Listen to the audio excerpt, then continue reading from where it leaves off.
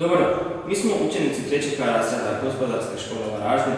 Ja sam Jasmin, a naš tim čine Lorena, Dijana, Martina i Gerda.